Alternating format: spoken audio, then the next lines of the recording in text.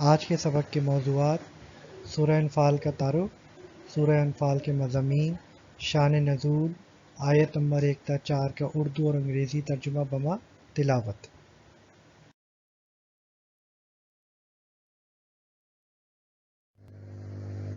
صحیح قول کے مطابق یہ صورت مدنی ہے، یعنی اس کا نزول ہجرت کے بعد ہوا۔ اس صورت میں 10 رکوع اور 75 آیتیں ہیں، کل الفاظ 1422 اور کل حروف 5339۔ یہ صورت 9ویں اور 10ویں پارے میں موجود ہے۔ ترتیب نزول کے حساب سے اس کا نمبر 88 ہے اور ترتیب تلاوت کے حساب سے اس کا نمبر 8 ہے۔ دیکھیں ترتیب نزول سے کیا مراد ہے۔ ترتیب نزول سے مراد یہ ہے کہ جس سیکوینس میں قرآن شریف کی یہ صورتیں ہیں یہ اس ترتیب میں نازل نہیں ہوئی۔ مثلا نبی کریم صلی اللہ تعالیٰ علیہ وسلم پہ سب سے پہلے جو 5 آیات نازل ہوئیں وہ سورہ علق کی آیات تھیں، اقرأ بسم ربک الذی خلق، اور اس صورت کا نمبر 96 ہے۔ اسی طرح سورہ فاتحہ ترتیب قرآن کے حساب سے اس کا نمبر 1 ہے، لیکن ترتیب نزول کے حساب سے اس کا نمبر 5 ہے۔ اسی طرح سورہ بقرہ جس کا ترتیب قرآن کے حساب سے نمبر 2 ہے، لیکن ترتیب نزول کے حساب سے اس کا نمبر 87 ہے۔ اچھا، نبی کریم صلی اللہ علیہ وسلم جب مدینہ منورہ تشریف لے گئے تو حضور کے اوپر سب سے پہلے جس سورت کے نزول کا آغاز ہوا وہ سورہ بقرہ تھی، اور یہ مسلسل 10 سال تک اس کا جو ہے وہ نزول ہوتا رہا۔ اس کے ساتھ ساتھ دوسری صورتیں بھی ساتھ میں نازل ہوتی رہیں۔ جب بھی نبی کریم صلی اللہ تعالیٰ علیہ وسلم پہ قرآن شریف کی آیات نازل ہوتی تو وہ وہی لکھنے والے صحابہ کرام رضی اللہ تعالیٰ عنہ کو بتا دیا کرتے تھے کہ اس صورت کو فلاں صورت کے بعد رکھو یا اس سے پہلے رکھو، اور اس آیت کو فلاں صورت کی آیت نمبر فلاں سے پہلے لکھو یا اس کے بعد لکھو۔ تو ترتیب نزول کچھ اور ہے، اور جس ترتیب میں ہم نبی کریم صلی اللہ تعالیٰ علیہ وسلم نے قرآن شریف لکھوایا وہ آج ہمارے پاس دنیا میں اس شکل میں موجود ہے۔ انفال رکھنے کی وجہ: انفال نفل کی جمع ہے اور اس کا معنی ہے غنیمت کا مال۔ اس صورت کی پہلی آیت میں انفال یعنی مال غنیمت کے احکام کے بارے میں مسلمانوں کے سوال اور انہیں دیے جانے والے جواب کا ذکر ہے۔ اسی مناسبت سے اس صورت کا نام سورہ انفال رکھا گیا۔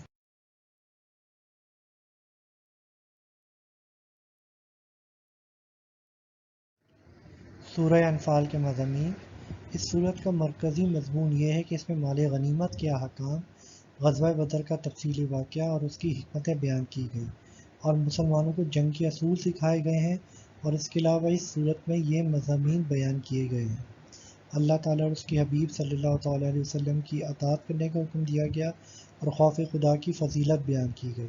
مکہ مکرمہ سے ہجرت کے وقت تاجدار رسالت صلی اللہ تعالیٰ علیہ وسلم کے خلاف کفار کی سازش اور اللہ تعالیٰ کا اپنے حبیب صلی اللہ تعالیٰ علیہ وسلم کو کفار کی سازش سے محفوظ رکھنے کا بیان ہے۔ ہر چیز میں ضروری اسباب اختیار کرنے کے بعد اللہ پر توکل کرنے کا حکم دیا گیا۔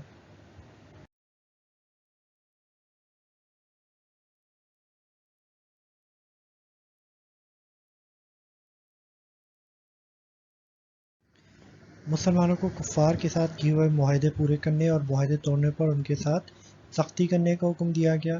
کفار کے ساتھ جہاد کرنے کے مقاصد بیان کیے گئے۔ کفار کے دلوں میں دھاک بٹھانے کے لیے مسلمانوں کو جنگی ساز و سامان کی بھرپور تیاری کا حکم دیا گیا۔ اس صورت کے آخر میں قیدیوں کے بارے میں احکام اور مہاجرین انصار کے مجاہدین کے فضائل بیان کیے گئے۔ چلیں جی صورت کا آغاز کرتے ہیں۔ بسم اللہ الرحمن الرحیم، اللہ کے نام سے شروع جو نہایت مہربان رحمت والا ہے۔ اب آپ سورہ انفال کی پہلی آیت کی تلاوت سنیں گے اور اس کا ترجمہ آپ کو اسکرین پہ نظر آئے گا۔ بسم اللہ الرحمن الرحیم، يسألونك عن الأنفال قل الأنفال لله والرسول فاتقوا الله وأصلحوا ذات بينكم وَأَطِيعُوا اللَّهَ وَرَسُولَهُ إِن كُنتُم مُّؤْمِنِينَ۔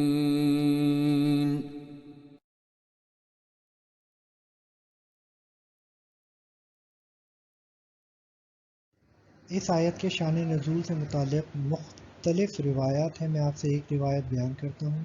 حضرت ابو امامہ بحری رضی اللہ تعالیٰ عنہ فرماتے ہیں، میں نے حضرت عبادہ بن صامت رضی اللہ تعالیٰ عنہ سے آیت انفال کے نزول کے بارے میں پوچھا تو آپ نے فرمایا کہ یہ آیت ہم اہل بدر کے حق میں نازل ہوئی جب غنیمت کے معاملے میں ہمارے درمیان اختلاف پیدا ہوا اور بدمزگی کی نوبت آ گئی تو اللہ تعالیٰ نے معاملہ ہمارے ہاتھ سے نکال کر اپنے رسول کریم صلی اللہ تعالیٰ علیہ وسلم کی سپرد کر دیا اور آپ نے وہ مال مسلمانوں میں برابر تقسیم کر دیا۔ اس حدیث کا ریفرنس آپ نیچے دیکھ سکتے ہیں۔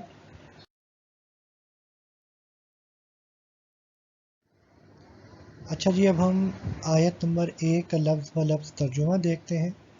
یسألونک سوال کرتے ہیں آپ سے، عن الانفال غنیمتوں کے بارے میں، قل کہہ دیجئے، الانفال غنیمتیں، للہ اللہ کے لیے، والرسول اور رسول کے لیے ہیں، فاتقوا اللہ پس ڈرو اللہ سے، واصلحوا اور اصلاح کرو، ذات بینکم آپس میں، واطیعوا اور اطاعت کرو اللہ کی، ورسولہ اور اس کے رسول کی، ان اگر کنتم ہو تم مؤمنین ایمان لانے والے۔ اب انشاءاللہ ہم آیت نمبر 2 کی تلاوت سنیں گے اور اس کا اردو اور انگریزی ترجمہ آپ اسکرین پہ دیکھ بھی سکتے ہیں۔ انما المؤمنون الذين اذا ذكر الله وجلت قلوبهم واذا تليت عليهم آياته زادتهم ايمانا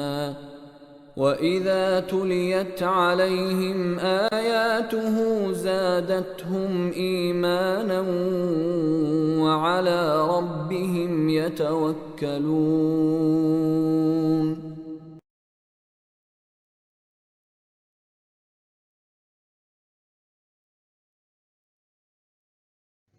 اس آیت مبارکہ میں کامل ایمان والوں کے 3 اوصاف بیان کیے گئے ہیں۔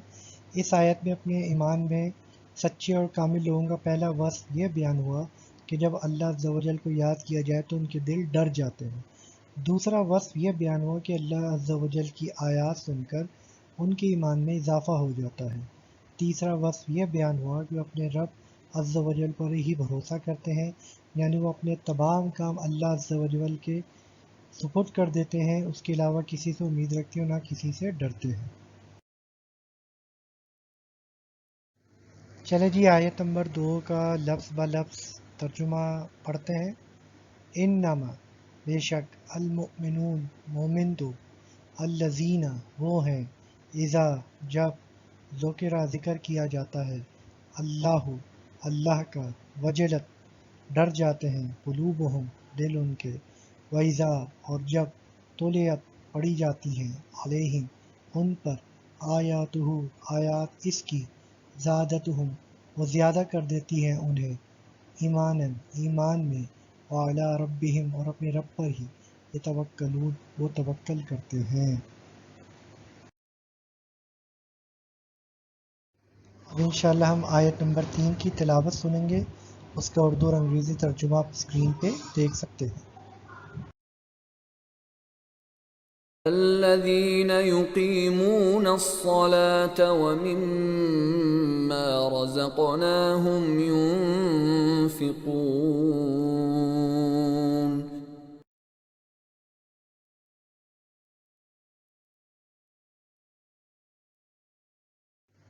الذین یقیمون الصلاۃ اور جو نماز قائم کرتے ہیں۔ اس سے پہلی آیت میں اللہ تعالیٰ نے کامل ایمان والوں کے جو 3 اوصاف بیان کیے، یعنی اللہ عز و جل کے ذکر کے وقت ڈر جانا، تلاوت قرآن کے وقت ایمان زیادہ ہونا اور اللہ تعالیٰ پر توکل کرنا، ان تینوں کا تعلق قلبی اعمال سے تھا، جبکہ اس آیت میں اللہ تعالیٰ نے ان کے 2 ایسے اوصاف بیان فرمائے ہیں کہ جن کا تعلق ظاہری اعضاء کے اعمال سے ہے۔ پہلا وصف یہ ارشاد فرمایا کہ وہ جو نماز قائم کرتے ہیں، نماز قائم رکھنے سے مراد یہ ہے کہ فرض نمازوں کو ان کی تمام شرائط و ارکان کے ساتھ ان کے اوقات میں ادا کرنا۔ دوسرا وصف یہ ارشاد فرمایا کہ اور ہمارے دیے ہوئے رزق میں سے ہماری راہ میں خرچ کرتے ہیں۔ اس کا مطلب یہ ہے کہ وہ اپنے مال اس جگہ خرچ کرتے ہیں جہاں خرچ کرنے کا اللہ تعالیٰ نے حکم ارشاد فرمایا، جس میں زکوٰۃ، حج، جہاد میں خرچ کرنا اور نیک کاموں میں خرچ کرنا سب داخل ہے۔ ہم لفظ بائی لفظ ترجمہ پڑھتے ہیں۔ الذین یقیمون، وہ جو قائم کرتے ہیں، الصلاۃ، نماز، مما، اور اس میں سے جو رزقناہم، رزق دیا ہم نے انہیں، ینفقون، وہ خرچ کرتے ہیں۔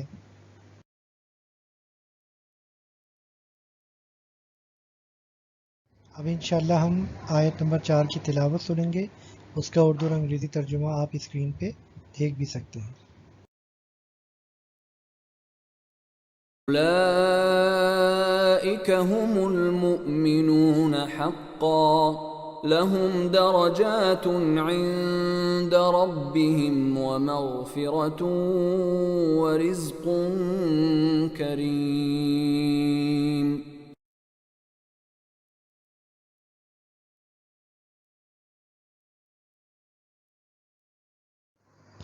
اولئک هم المؤمنون حقا، یہی سچے مسلمان ہیں۔ انہیں سچے مسلمان کا لقب اس لیے عطا ہوا کہ جہاں ان کے دل خشیت الہی، اخلاص اور توکل جیسی صفات عالیہ سے متصف ہیں، وہیں ان کے ظاہری اعضاء بھی رکوع و سجود اور راہ خدا میں مال خرچ کرنے میں مصروف ہیں۔ لہم درجات، ان کے لیے درجے ہیں۔ اس آیت میں ما قبل مذکور 5 اوصاف کے حامل مومنین کے لیے 3 جزائیں بیان کی گئی ہیں، یعنی جو 5 اوصاف ہم نے مومنین کے گزشتہ 2 آیات میں سنے تھے، ان مومنین کے لیے 3 جزائیں بیان کی گئی ہیں۔ ان کے لیے ان کے رب کے پاس درجات ہیں، یعنی جنت میں ان کے لیے مراتب ہیں۔ ان کے لیے مغفرت ہے، یعنی ان کے گناہ بخش دیے جائیں گے، اور عزت والا رزق ہے، یعنی وہ رزق جو اللہ تعالیٰ نے ان کے لیے جنت میں تیار فرمایا ہے، اسے عزت والے اس لیے فرمایا گیا کہ انہیں یہ رزق ہمیشہ تعظیم و اکرام کے ساتھ اور محنت و مشقت کے بغیر عطا کیا جائے گا۔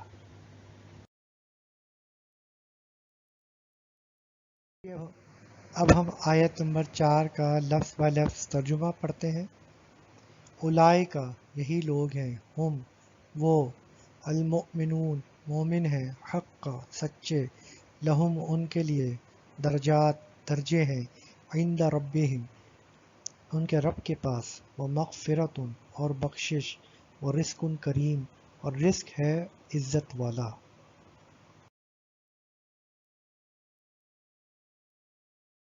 ہمارا آج کا سبق مکمل ہوا۔ اللہ تعالیٰ سے دعا ہے کہ اس سبق کے دوران کوئی بھی غلطی اور کوتاہی ہو گئی ہو تو اللہ تعالیٰ اسے اپنی رحمت کاملہ سے معاف اور درگزر فرمائے، اور ہمیں اس سبق کو پڑھ کے، یاد کر کے، اس پر عمل کرنے کی توفیق عطا فرمائے، اور اس کو زیادہ سے زیادہ لوگوں میں شیئر کرنے کی توفیق عطا فرمائے، آمین۔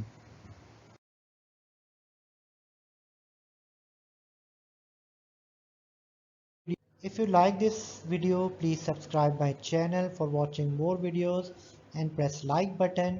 Please give your feedback and suggestion for the improvement. Thank you.